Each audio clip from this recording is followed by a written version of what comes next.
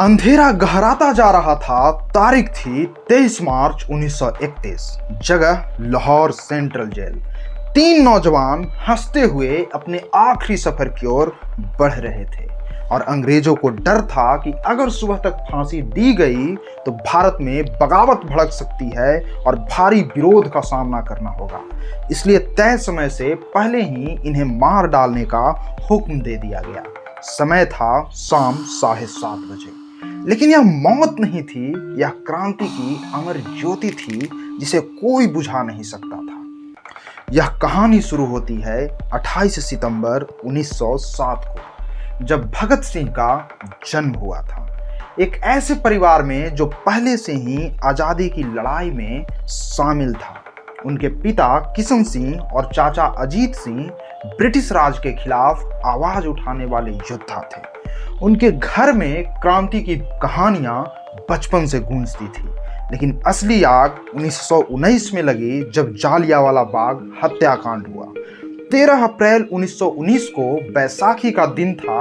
हजारों लोग अमृतसर के जालियांवाला बाग में जमा थे। वे शांति से अपनी बात रखने आए थे, लेकिन तभी ब्रिगेडियर जनरल डायर ने बिना चेतावनी के फायरिंग का हुक्म दे दिया। 10 मिनट तक लगातार गोलियां चलती रही और चारों ओर चीख पुकार मच गई। भगत सिंह उस समय 11 साल के थे। वे वहां नहीं थे, लेकिन जब उन्होंने इसके बारे में सुना तो अगले ही दिन घटनास्थल पर पहुंच गए। वहां उन्होंने खून से सनी मिट्टी अपनी मुट्ठी में भर ली और कसम खाई कि इस मिट्टी के कर्ज को जरूर चुकाऊंगा। फिर 1928 का साल आया। लाला लाजपत राय ने साइमन कमीशन के विरोध में लाहौर में प्रदर्शन किया। British police superintendent James A Scott ने निर्दयता से लाठीचार्ज करवाया।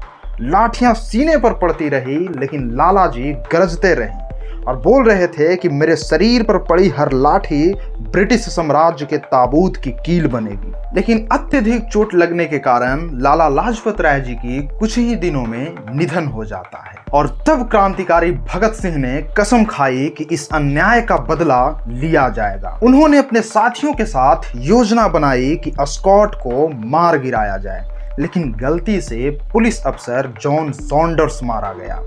भगत सिंह फरार हो गए, लेकिन उनका इनकलाब यहीं नहीं रुका। 8 अप्रैल 1929 को भगत सिंह और बटुकेश्वर दत्त ने दिल्ली की सेंट्रल असेंबली में बम फेंका और बम ऐसा था कि किसी को नुकसान न हो, लेकिन अंग्रेजों को एक संदेश देना था कि हम सोए नहीं हैं, ये देश अब और गुलामी सहन नहीं करेगा। और फिर उन्होंने वहीं खड़े होकर नारे लगाए कि इंकलाब जिंदाबाद, साम्राज्यवाद मुर्दाबाद। और उन्होंने ये भी कहा कि बहरों को सुनाने के लिए धमाके की जरूरत होती है। वे चाहते तो भाग सकते थे, लेकिन नहीं भागे। उन्होंने खुद को गिरफ्तार करवा लिया और जेल में उन्होंने ब्रिटिश हुकूमत को बेनकाब करने के लिए 116 दिनों की भूख हड़ताल शुरू कर दी। अंग्रेज सरकार घुटनों पर आ गई, लेकिन भगत सिंह नहीं झुके। फांसी से कुछ दिन पहले उनकी मां उनसे मिलने आई और नौजवान लड़के को मौत के तरफ सरकता देख रोने लगी। लेकिन भगत सिंह के मां के आंसुओं में घमंड का नमक था कि क्या दुनिया में कोई ऐसी भी मां होगी जो इस तरह के वीर सपूत को जन्म दिया होगा, जिसकी जिंदगी की दुआ मांगने के लिए देश की लाखों माएं कहीं प्रार्थना कर रही है तो कोई सजदे में झुकी हुई है। लेकिन अपनी मां को रोते देख भगत सिंह कहते हैं कि मां, तुम मेरे सब को लेने मत आना, कुलवीर को भेज देना, क्योंकि तुम सब लेने आई और इसी तरह रोई तो देश बोलेगा कि देखो बलिदानी भगत सिंह की मां रो रही है। फिर आया वह दिन 23 मार्च 1931। भगत सिंह, राजगुरु और सुखदेव को फांसी देने का आदेश दे दिया गया। लेकिन डर इतना था कि अंग्रेजों ने उनके शवों को मुख्य गेट से ना ले जाते हुए जेल की दीवार तोड़कर भीतर ही भीतर बाहर निकाला। उन्हें डर था कि कहीं मुख्य गेट पर बगावत न छिड़ जाए। जब उन्हें सेल से फांसी तक ले जाया जा रहा था, तब भगत सिंह लेनिन की किताब पढ़ रहे थे। जेलर ने कहा कि चलो, वक्त हो गया है। भगत सिंह मुस्कुराए और बोले कि रुको, एक पन्ना और पूरा कर लो, अभी एक क्रांतिकारी दूसरे क्रांतिकारी से मिल रहा है। अंग्रेजों को समझ नहीं आ रहा था कि कोई मौत को इस तरह गले कैसे लगा सकता है, लेकिन भगत सिंह ने अपना आखिरी वचन पूरा किया, किताब रखी और आगे बढ़ गए। फांसी से पहले अंग्रेजों ने उन्हें हर तरह से खुद के साथ शामिल करने की पुरजोर कोशिश किया। कहा कि हमारी तरफ आ जाओ, तुम्हें शौक और आराम की जिंदगी देंगे और बड़ी सैलरी भी देंगे। यहाँ तक कि अंग्रेज सरकार ने उन्हें यह भी कहा कि तुम चाहो तो रिहा हो सकते हो, बस माफ़ी मांग लो और इस माफ़ीनामे पर अपना साइन कर दो। तुम्हें सोने का मुकुट पहनाएंगे, बस हमारे साथ मिल जाओ। लेकिन भगत सिंह मुस्कुराए और बोले कि हम तो पहले ही राजा हैं, हमारी जंजीरें भी तुम्हारे ताज से भारी है। जो अपने देश को बेच दे उससे बड़ा भिखारी कौन होगा, और जो गुलामी में भी चैन ढूंढे उससे बड़ा मुर्दा कौन होगा। फिर पूरा जेल कांप उठा और गूंज उठा इंकलाब जिंदाबाद की नारों से। इंकलाब जिंदाबाद, इंकलाब जिंदाबाद, इंकलाब जिंदाबाद। और फिर तीनों को फांसी के फंदे तक लाया गया। फिर अंग्रेजों ने आखिरी ख्वाहिश पूछी कि कोई अंतिम इच्छा। भगत सिंह बोले कि बस हथकड़ियां खोल दो, हम तीनों गले मिलना चाहते हैं। जल्लाद भी हिल गया कि इतनी बेफिक्री और इतना जुनून आखिर हो कैसे सकता है।